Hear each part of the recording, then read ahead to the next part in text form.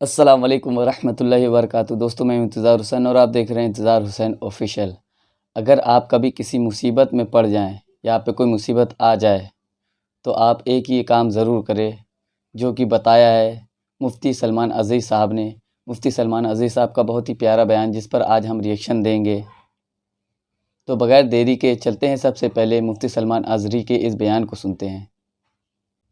حضور اکرم صلی اللہ علیہ وسلم فرماتے ہیں، صحیح حدیث ہے یہ، 3 لوگ سفر پر تھے، 3 دوست تھے، یہ تینوں سفر پر تھے اور یہ پہاڑوں کے راستے سے جا رہے تھے۔ ایک پہاڑ کے غار میں ان لوگوں نے پناہ لینے کے لیے تھوڑی دیر آرام کیا اور بارشیں شروع ہو گئیں، طوفانی بارش، اور ایسی بارشیں آئی کہ پہاڑ کے پتھر کھسکنے لگے اور ایک بہت بڑی چٹان کھسک کر کے یہ غار کے منہ پر آ کر گر گئی۔ غار بند اور یہ اندر 3 بیٹھے ہوئے ہیں، ہاتھ کے ہلانے سے تو پتھر جانے والا نہیں، ایک بڑی چٹان گر کر کے بند ہو چکی، ان کی قبر وہیں بننے والی۔ 3 لوگ ہلا کر کے کیا ہٹا سکتے تھے؟ اب تینوں لوگوں نے کیا کیا؟ میرے آقا صلی اللہ علیہ وسلم فرماتے ہیں تینوں رونے لگے کہ اب ہماری موت یہیں پر ہونے والی ہے، ختم ہے، لیکن اس سے پہلے چلو اللہ کی بارگاہ میں اپنی زندگی کی کوئی ایسی چیز ہو جو تم نے خالص اس کے لیے کیا تھا، اس نیکی کو وسیلہ بنا کر کے دعا کرتے ہیں، دیکھتے ہیں پتھر ہٹتا ہے کیا۔ تو تینوں نے اپنی اپنی زندگی کی ایک ایک چیزیں شمار کرنا شروع کیا۔ توجہ چاہتا ہوں، پہلے ایک بندہ سجدے میں گرتا ہے اور عرض کرتا ہے، مولا تو جانتا ہے میری ایک بوڑھی ماں تھی، ماں کی خدمت بہت کیا کرتا تھا، ماں کی بہت تعظیم کرتا تھا۔ ایک دن رات کو جب میں گھر پہنچا تو میرے پاس صرف ایک روٹی تھی اور تھوڑا سا دودھ تھا۔ میرے گھر کے کئی بچے تھے، بچے بھی بھوکے تھے، لیکن میری ماں بوڑھی تھی، تو میں جب بھی گھر رات کو پہنچتا پہلے اپنی ماں کو کھلاتا، اس کے بعد اپنے بچوں کو کھانا دیتا۔ اس دن ایسا ہوا کہ میرے پاس صرف ایک روٹی اور تھوڑا سا دودھ تھا، ماں بھی بھوکی تھی اور بچے بھی۔ بچے آ کر لپٹ گئے، کہنے لگے کہ ہمارے لیے کھانا، بھوک کی شدت ہے۔ میں نے بچوں کو تھوڑی دیر کے لیے بٹھایا گھر کے باہر اور اس روٹی کو چور کر دودھ میں اپنی بوڑھی ماں کو کھلایا۔ میری بوڑھی ماں جو بھوکی تھی وہ پوری روٹی کھا گئی اور پورا شکم سیر ہو کر وہ دعا کرتے ہوئے سو گئی۔ اس رات کو میں بھی بھوکا رہا، میرے بچے بھی بھوکے رہے، ہمارے گھر میں اس کے علاوہ کوئی کھانا نہیں تھا۔ اے رب ذوالجلال، میں نے اپنی ماں کے ساتھ یہ جو حسن سلوک کیا خالص تجھے راضی کرنے کے لیے، خالص تجھے راضی کرنے کے لیے۔ مولا اگر یہ میری نیکی تجھے پسند ہے تو یہ چٹان کو ہٹا دے۔ وہ دعا کر رہا تھا، چٹان تھوڑی کھسک گئی، اپنے آپ کھسک گئی، لیکن اتنی نہیں کہ وہ نکل سکیں۔ دوسرا جو ساتھی تھا وہ سجدے میں گرا اور وہ دعا کرنے لگا۔ یہ پوری حدیث پاک موجود ہے جس کو میرے آقا نے بیان کیا۔ میرے عزیزو، زندگی میں کوئی ایسی چیز ہو جو اللہ کے لیے کیا ہو، پھر دیکھنا زندگی کی مصیبتیں آئیں، اسی نیکی کو تم اللہ کی بارگاہ میں رکھ سکتے ہو۔ بالکل بالکل۔ دوسرا سجدے میں گرتا ہے اور کہتا ہے، مولا تو بہتر جانتا ہے میں اپنی چچیری بہن کا عاشق ہو گیا تھا۔ اس کی چچیری بہن تھی، چاچا کی بیٹی، عاشق ہو گیا اور ہم دونوں میں معاشقہ چلنے لگا، ایک دوسرے سے محبت کرنے لگے۔ ایک دن ایسا آیا کہ ہمارے گھر والے اور اس کے گھر والے سب باہر چلے گئے، ہم دونوں تنہا رہ گئے اور ہم دونوں ایک کمرے کے اندر آئے۔ ہم دونوں نے گناہ کرنے کا ارادہ کر لیا۔ شادی تو نہیں ہوئی تھی، نکاح بھی نہیں ہوا تھا، دونوں کھڑے ہوئے، گناہ کرنے کا ارادہ ہی تھا کہ ہم دونوں کو اچانک خیال آیا میرا رب دیکھ رہا ہے۔ ہم کپڑے اتارے اس کے سامنے جو ہمارے دلوں کے حالات بھی جانتا ہے، تو وہ میری چچیری بہن وہ بھی رونے لگی، میں بھی رونے لگا اور ہم ایک دوسرے کو ہاتھ نہیں لگائے۔ مولا اس زنا سے اور اس بدکاری سے اگر میں بچا تھا تو میرے رشتہ داروں سے ڈر کر نہیں، خالص تیری رضا کے لیے، کہ مولا کریم کے اس سلطنت کو میں اپنے گناہوں سے پامال نہیں کروں گا۔ تو جب یہ وہ کہنے لگا اور عرض کیا مولا اگر میں وہ رات گناہ سے بچاؤں تیری بارگاہ میں میرا وہ بچنا پسند ہے تو اس چٹان کو تو ہٹا دے. حدیث پاک میں چٹان اور کھسک گئی. سبحان اللہ. تیسرا شخص تھا وہ سجدے میں گرا اور کہنے لگا اے رب ذوالجلال تو بہتر جانتا ہے میں ایک زمین اور جائیداد کا مالک تھا, میرے پاس کئی مزدور کام کیا کرتے تھے اور ایک مرتبہ ایسا ہوا کہ میں مہینہ ختم ہوتے ہی سارے مزدوروں کو ان کی تنخواہ دے دیا کرتا.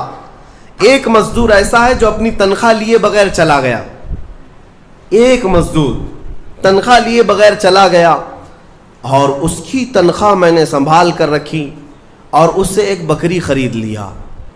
میاں لوگ تو کسی کی سیلری ہو دبا کر کے کھا جائیں گے, اور یہ حدیث پاک میں جس کے لیے کہا جا رہا ہے وہ بندہ کہتا ہے میں اس کی پوری تنخواہ سے ایک بکری خرید لیا, بکری کو پالنے لگا, وہ مزدور آیا نہیں, وہ مزدور چلا گیا, مہینوں چلا گیا, بکری کو میں پالتا رہا, بکری نے بچے دی, بچوں کے بچے ہوئے, بچوں کے بچے ہوئے.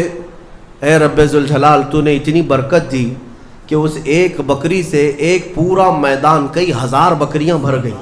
سبحان اللہ. کئی ہزار بکریاں کئی سالوں کے اندر.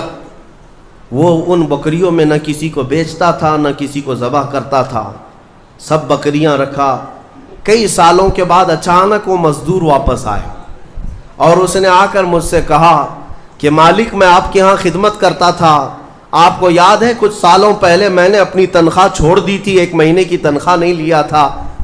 تو میں نے اس سے کہا کہ ہاں مجھے اچھی طرح سے یاد ہے, اور اس کا ہاتھ پکڑ کر کے ان بکریوں کے ریوڑ کے پاس لے گیا اور کہا یہ تیری تنخواہ ہے, یہ پوری تیری تنخواہ ہے.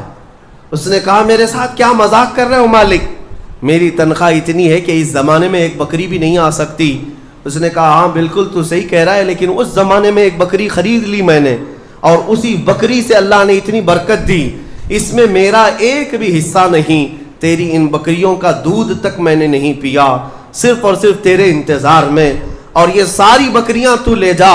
اور وہ مزدور خوشی خوشی اپنے پورے ریوڑ کو, آج کے زمانے کے وہ کئی لاکھوں کی بکریاں ہوں گی, وہ مزدور لے گیا. اب یہ بندہ کہتا ہے اے رب ذوالجلال میں نے یہ امانت اگر سنبھالی تھی تو خالص تیری رضا کے لیے, مولا صرف تجھے راضی کرنے کے لیے, ورنہ پیسے کھا جاتا تو کون کیا کر لیتا, وہ مزدور کون سا وصول کر لیتا.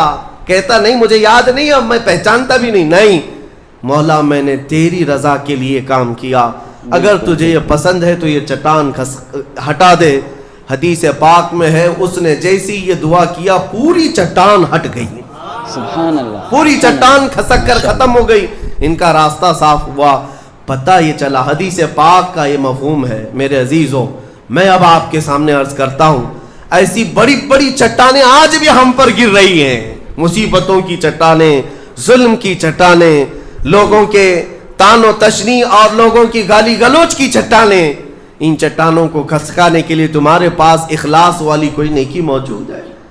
رب تبارک و تعالیٰ کی بارگاہ میں کبھی یوں عرض کرتے کہ مولا میں نے خالصتاً ایک رات تیرے لیے کھڑے ہو کر پکارا تھا جب سب لوگ سو رہے تھے, میں صرف تجھے راضی کرنے کے لیے عبادت کیا.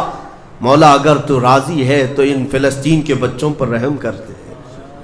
ہمارے پاس ایسی کوئی چیز ہے جو ہم عرض کر سکیں. ماشاء اللہ, اس بیان کو سن کر کے رونگٹے کھڑے ہو گئے. اور واقعی میں اللہ کے نیک بندے جب اللہ سے دعا کرتے ہیں تو اللہ تبارک و تعالیٰ ان کی دعاؤں کو کبھی رد نہیں کرتا, اور اللہ اپنے نیک بندوں کے ساتھ میں ہمیشہ ہوتا ہے, ہر حال میں ساتھ ہوتا ہے. دوستو ویڈیو دیکھ کر کے دل خوش ہو گیا, اور امید ہے کہ یہ ویڈیو آپ کو بھی پسند آئی ہوگی. ہمیں بھی چاہیے کہ ہم اپنی زندگی میں کچھ ایسے عمل ضرور کریں جو صرف ہم جانیں اور ہمارا رب جانے, اور وہ نیکی صرف اور صرف اللہ کی رضا کے لیے ہو. اور کبھی بھی کسی مصیبت میں پڑ جائے تو اس کے وسیلے سے اللہ تبارک و تعالیٰ کی بارگاہ میں دعا کرے. انشاءاللہ تبارک و تعالیٰ اللہ تعالیٰ اس دعا کو ضرور قبول کرے گا. میرا رب بڑا رحیم ہے, بڑا کریم ہے. وہ اپنے بندوں کو کبھی تنہا نہیں چھوڑتا۔ بس ہم ہی ہیں کہ اس کی بارگاہ میں جھکنا نہیں چاہتے، اس سے دعا نہیں کرتے، لوگوں کے دروں پر جاتے ہیں، لوگوں سے بھیک مانگتے ہیں، دنیا والوں کے آگے جھکتے ہیں، لیکن اس رب کے آگے جھکنا پسند نہیں کرتے۔ دعا ہے کہ اللہ تعالی ہمیں نیک بندہ بنائے اور نیکی کرنے کی توفیق عطا فرمائے۔ دوستو یہ ویڈیو آپ کو کیسی لگی کمنٹ باکس میں ضرور بتائیے گا۔ اس ویڈیو کو زیادہ سے زیادہ شیئر ضرور کیجیے۔ ملتے ہیں اگلی ویڈیو میں۔ السلام علیکم ورحمۃ اللہ وبرکاتہ۔